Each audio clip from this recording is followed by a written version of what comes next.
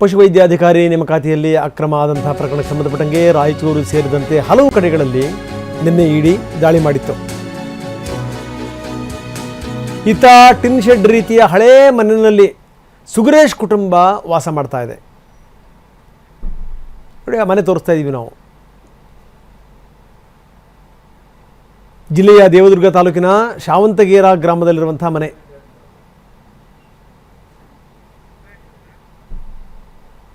ಸುಗರೇಶನು ಕೂಡ ನಾವು ತೋರಿಸ್ತಾ ಇದ್ದೀವಿ. ಅವ್ರ ತಾಯಿ ಟಿ ವಿ9 ಜೊತೆ ಮಾತಾಡಿದ್ರು, ಕಣ್ಣೀರು ಹಾಕಿದ್ರು. ಪಾಪ ಪಶುವೈದ್ಯಾಧಿಕಾರಿಯಾಗಿ ನೇಮಕಗೊಂಡಂಥ ಸುಗರೇಶ್ ಹಾಗೂ ಅವರ ಕುಟುಂಬ, ಅವ್ರಿಗೂ ಕೂಡ ಈಗ ಇಡೀ ಸಂಕಷ್ಟ ಶುರುವಾಗಿದೆ. ಬರೀ ಅವ್ರ ತಾಯಿ ಏನು ಹೇಳ್ತಾರೆ ನೋಡೋಣ.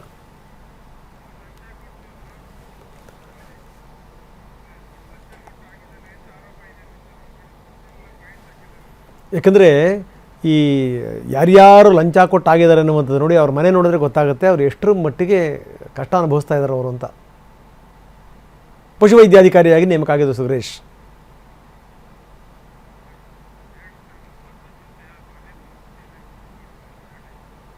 ಈಗ ತಂದೆಯ ಮೊಬೈಲನ್ನು ಜಪ್ತಿ ಮಾಡಿದ್ದಾರೆ. ಈ ಸೀಸರ್ ಮೆಮೋನಲ್ಲಿ ಬರೀ ಮೊಬೈಲ್ ಸೀಸ್ ಬಗ್ಗೆ ಮಾತ್ರ ಉಲ್ಲೇಖ ಮಾಡಲಾಗಿದೆ. ಬನ್ನಿ, ನಮ್ಮ ಪ್ರತಿನಿಧಿ ಅಲ್ಲಿಂದ ಒಂದು ಪ್ರತಿಷ್ಠೆ ವರದಿ ಕೊಟ್ಟಿದ್ದಾರೆ. ಅಂದರೆ ಇಡೀ ಅವ್ರ ಮನೆ ಹೆಂಗಿದೆ ಅಂತ. ಈ ಸುಗರೇಶ್ಗೆ ಕೆಲಸ ಸಿಕ್ಕಂಥ ಸಂದರ್ಭದಲ್ಲೂ ಪಾಪ ಅವ್ರು ಎಷ್ಟು ಖುಷಿ ಪಟ್ಟಿದ್ರು. ಎಲ್ಲರನ್ನೂ ಕೂಡ ಎಲ್ಲರ ಹತ್ರನೂ ದುಡ್ಡಿಸ್ಕೊಂಡೇ ಮಾಡಿದ್ರು ಅಂತ ಕೂಡ ಹೇಳಲಿಕ್ಕೆ ಸಾಧ್ಯ ಇಲ್ಲ. ಪಾಪ ನೋಡಿ, ಬಡಪಾಯಿಗಳು, ಬಡತನ ಕಿತ್ತು ತಿಂತಾ ಇದೆ. ಬನ್ನಿ, ಅವರ ಮನೆಯ ಸ್ಥಿತಿಗತಿಗಳೇನು ನಮ್ಮ ಪ್ರತಿನಿಧಿ ಒಂದು ವರದಿ ಕೊಟ್ಟಿದ್ದಾರೆ ನೋಡೋಣ.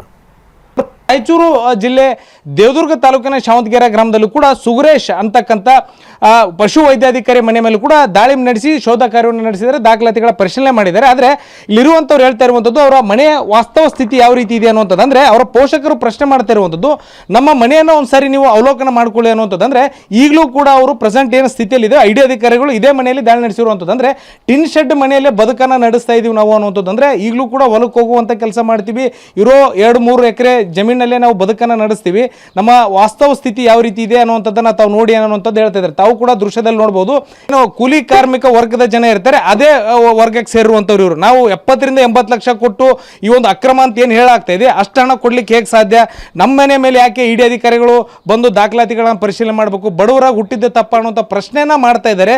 ತಾಯಿ ಮತ್ತು ತಂದೆ ಕೂಡ ಇಲ್ಲಿರುವಂಥದ್ದನ್ನು ತಾವು ನೋಡ್ಬೋದು. ಅವ್ರ ತಾಯಿ ಅಕ್ಷರಶಃ ಕಣ್ಣೀರನ್ನು ಹಾಕ್ತಾರೆ. ಅಂದರೆ ಬಡವ್ರ ಮಕ್ಕಳು ನಾವು, ನಮ್ದು ಏನು, ನನ್ನ ಮಗ ಕೂಡ ಕೂಲಿನಾಲಿ ಮಾಡಿ ಬೆಳೆಸಿದ್ವಿ, ಕಷ್ಟಪಟ್ಟು ಓದಿಸಿದ್ವಿ, ಆತ ಒಂದು ಒಳ್ಳೆ ಹುದ್ದೆಗೆ ಸೇರಿದ್ದ. ಆದರೆ ಈ ಸಂದರ್ಭದಲ್ಲಿ ಯಾರ್ದೋ ಒಂದು ಲಿಂಕ್ ಇದೆ ಅಥವಾ ಯಾರ್ದೋ ಒಬ್ಬರು ಸಂಬಂಧಿಕರು ಅಂತ ಹೇಳ್ಕೊಂಡು ದಾಳಿ ಮಾಡ್ತಾರೆ ಅನ್ನೋದಾದರೆ ಯಾವ ರೀತಿ ಇದು? ಈ ಬಡವರಿಗೆ ನ್ಯಾಯನೇ ಇಲ್ವಾ ಅನ್ನೋಂಥದ್ದು ನಿಟ್ಟಿನಲ್ಲಿ ಕಣ್ಣೀರನ್ನು ಹಾಕ್ತಾ ಇದ್ದಾರೆ.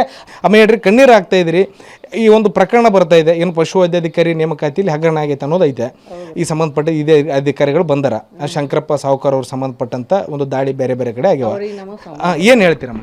ಅವ್ರಿಗೆ ನಮಗೆ ಏನು ಸಂಬಂಧ ಇಲ್ಲರಿ. ನಮ್ಮ ಮಗ ಕಷ್ಟಪಟ್ಟು ನಾವು ಓದಿಸಿವ್ರಿ, ಸಾಲಿ ಕೂಲಿ ನಾಲಿ ಮಾಡಿ ನನ್ನ ಮಗ ಎಲ್ಲದರ ಫಸ್ಟ್ ಬಂದನ್ರಿ.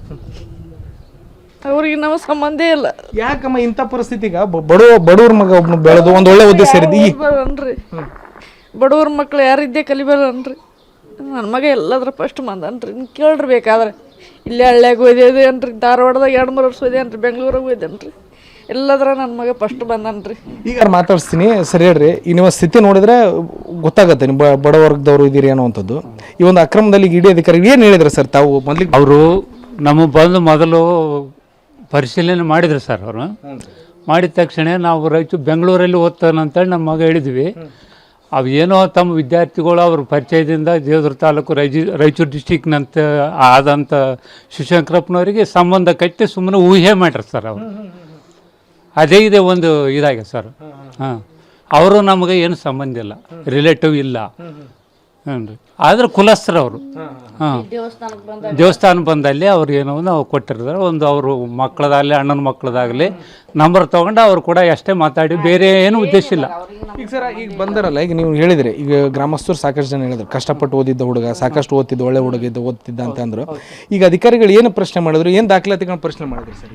ಏನಿಲ್ಲ ಸರ್, ಅವರು ನೋಡ್ಯಾರ, ಮನೆ ನೋಡಿದ್ರು, ನಿಮ್ದು ಏನ ನಾವು ಬ್ಯಾಂಕಿಂದು ವ್ಯವಹಾರ ಏನನ ಆದ, ನಿಮ್ದು ಎಷ್ಟಾದ, ನಿಮ್ಮದು ಎಷ್ಟು ಜಮೀನು ಎಷ್ಟು ಅದ, ಮನೆ ಇದೆ ನಿಮ್ಮದು, ಇನ್ನೊಂದು ಅದ, ಸೈಟ್ ಅದ, ಎಲ್ಲಿ ಅದ, ಏನದ ಅಂತೆಲ್ಲ ಪರಿಶೀಲನೆ ಮಾಡಿದ್ರು.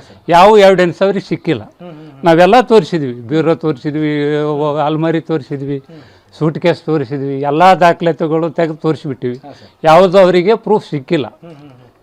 ಏನು ಸರ್, ಈಗ ನೋಟಿಸ್ ಇಶ್ಯೂ ಮಾಡಿದ್ವಿ ಅನ್ನೋವಂಥದ್ದು ಮಾಹಿತಿ ಬಂತು. ಲಾಸ್ಟ್ ಏನು ನೋಟಿಸ್ ಗಿಟಿಸ್ ಕೊಟ್ಟು ಹೋದ್ರನ್ರಿ? ಈಗ ನಾವು ನೋಟಿಸ್ ಕೊಟ್ಟಾರ ಸರ್ ಅವ್ರು ಏನಿಲ್ಲ ನಿಮ್ದೆಲ್ಲ ನೋಡಿವಿ, ಏನಿಲ್ಲ ಅಂತೇಳಿ ನೋಟಿಸ್ ಕೊಟ್ಟು ಹೋಗ್ಯಾರ. ಅಂದರೆ ಏನಾರೋ ಮುಂದಿನ ತನಿಖೆಗೆ ಅವಶ್ಯಕತೆ ಇದ್ರೆ ಕರಿತೀವಿ ಅಂತ ಹೇಳ್ಯಾರ. ಮುಂದಿನ ಅವಶ್ಯಕತೆಗಿದ್ದಾಗ ಏನು ಫೋನ್ ನಂಬರ್ ಏನಾರು ತಪ್ಪು ಏನಾನ ಇದ್ದರೆ ಕರಿತೀವಿ, ಇಲ್ಲಾಂದ್ರೆ ಏನಿಲ್ಲ ಅಂತೇಳಿ ಹೋಗ್ಯಾರ ಸರ್ ಅವರು. ಈಗ ತಮ್ಮ ಮಗ ಈಗ ಬೆಂಗಳೂರಲ್ಲಿ ಆಲ್ರೆಡಿ ಜಾಬ್ನಲ್ಲಿ ಇರುವಂಥದ್ದು. ಈಗ ಏನು ಆ ಬಗ್ಗೆ ಏನಾದರೂ ಕೇಳಿದ್ರೆ ಈಗ ನಿಮ್ಮ ಮಗ ಎಲ್ಲಿದ್ದಾನೆ ಏನೋ ಅವೆಲ್ಲ ಎವಿಡೆನ್ಸ್ ತೊಗೊಂಡ್ರ ಸರ್ ಅವರು.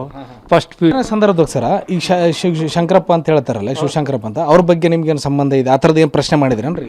ನಾವು ಯಾರೂ ಪ್ರಶ್ನೆ ಮಾಡಿಲ್ಲ. ಅಧಿಕಾರಿಗಳು ಕೇಳಿದ್ರು ಸರ್, ಅವ್ರು ಏನಾದ್ರ ಬಗ್ಗೆ ಮಾತಾಡಿಲ್ಲ, ಎವಿಡೆನ್ಸ್ ಅಷ್ಟೇ ಕೇಳಿದ್ರು ಅಷ್ಟೇ. ಇದು ಏನು ಕುಟುಂಬಸ್ಥರು ಹೇಳ್ತಾ ಇರುವಂಥದ್ದು. ಕ್ಯಾಮ್ರಾ ಪರ್ಸನ್ ವಾಸುದೇವ್ ಜೊತೆ ಭೀಮೇಶ್ ಪೂಜಾರಿ, TV9 ರಾಯಚೂರು. ನೀವು ಭ್ರಷ್ಟ ಅಧಿಕಾರಿಗಳನ್ನು ಇಟ್ಕೊಳ್ಳಿ, ಹಿಡಿದವ್ರಿಗೆ ಶಿಕ್ಷೆ ಕೊಡಿ, ಪ್ರಶ್ನೆ ಬೇರೆ. ಭ್ರಷ್ಟಾಚಾರ ಬಿಡಿ, ಎಷ್ಟರ ಮಟ್ಟಿಗೆ ಬೇರೆ ಮಟ್ಟಿಗೆ ಇಳಿದು ಬಿಡದೆ ಗೊತ್ತಿರುವಂಥ ಸಂಗತಿ. ಬಡಪಾಯಿಗಳೇನು ಮಾಡಬೇಕು ಪಾಪ, ಕೂಲಿ ನಾಲಿ ಮಾಡಿ ಬದುಕ್ತಿರುವಂಥವ್ರು. ನಮ್ಮ ಪ್ರತಿನಿಧಿ ಜೊತೆ ಮಾತಾಡ್ತಾ ಅವ್ರ ತಾಯಿ ಗುಳುವಂತ ಹತ್ರು.